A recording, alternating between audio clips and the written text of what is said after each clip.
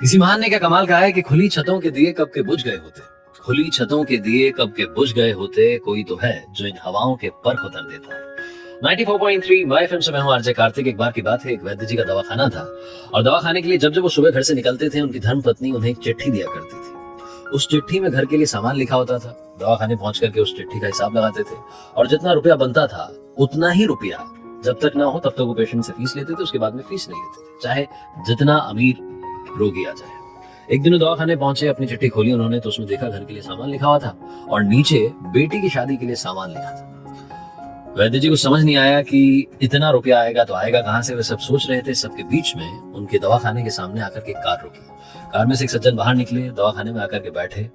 वैद्य जी ने कहा, बताओ भैया क्या बीमारी है? तो उन्होंने कहा, शायद आपने पहचाना नहीं, बरसों पहले मैं आपके यहाँ आया था, मेरा नाम कृष्ण लाल है और मेरी कार आपके दवाखाने के आगे रुक गई थी, आगे आकर के, क्योंकि पंक्चर हो गई थी। मेरा ड्राइवर पंक्चर बना रहा था। इस सब के बीच में मुझे छाया चाहिए थी, मैं आपके दवाखाने में आकर के बैठ गया था। बैठा हुआ था तो आपके यहाँ पर एक छोटी बच्ची, छोटी सी गुड़िया जो है आपको बार बार खींच रही थी, कह रही थी बाबूजी चलो घर पर, भूख लगी है, खाना खाना है। लेकिन आप जा नहीं रहे थे क्योंकि आपको लग रहा था कि शायद मैं बीमार हूँ या मुझे कुछ चाहिए।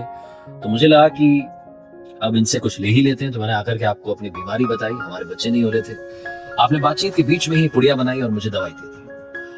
मैं आपको पैसे देने लगा तो आपने मना कर दिया। आपसे जिद करने लगा कि जो फीस बनती है वो लीजिए। तभी वहां पर एक आदमी है, उन्होंने बताया कि आज का वैद्य जी का हिसाब पूरा हो गया। तो मुझे पूरी आपकी कहानी समझ में आई कि आप इतना ही रुपए लेते हैं जितना घर के लिए सामान चाहिए होता। उस दिन मैं घर गया, अपनी बीवी को जाकर के बात बताई तो बीवी ने कहा कि शायद आपकी मुलाकात ऊपर वाले के भेजे हुए बंदे से हुई है, तभी वो इतने महान है कि उन्होंने इतनी बड़ी बात की और ऐसा वो रोज करते हैं। वो दवाई हमने लिया। आज मेरे आंगन में 2 बच्चे हैं। आज मैं शहर में आया था और अपनी भांजी के लिए शादी का सामान खरीद रहा था, तो मुझे मालूम नहीं क्यों वो छोटी गुड़िया याद आ रही थी। जो सामान लेता जा रहा था उसे रिपीट करते जा रहा था, 2 सामान ले रहा था। ये बात सुनने के बाद वैद्य जी की आंखें चौड़ी चौड़ी रही। उन्हें समझ नहीं आया कि क्या हुआ है। उन्होंने कहा कि आप यकीन नहीं करेंगे कृष्णलाल जी, आज सुबह जो मेरी धर्मपत्नी ने चिट्ठी दी है उसमें बेटी की शादी के लिए सामान सबसे नीचे लिखा है। ऊपर वाला हर वक्त हमारे साथ होता है, बस थोड़ा सा इंतजार करना होता है। अगर आपने अच्छा किया तो अच्छा मिलेगा, अगर आपने बुरा किया है तो रिजल्ट आप सब जानते हैं। इसलिए कार्तिक आपसे कहता है कि मेहनत करते रहिए, हिम्मत मत हारिए। आप कर दिखाएंगे कुछ ऐसा कि दुनिया करना चाहेगी आपके जैसा।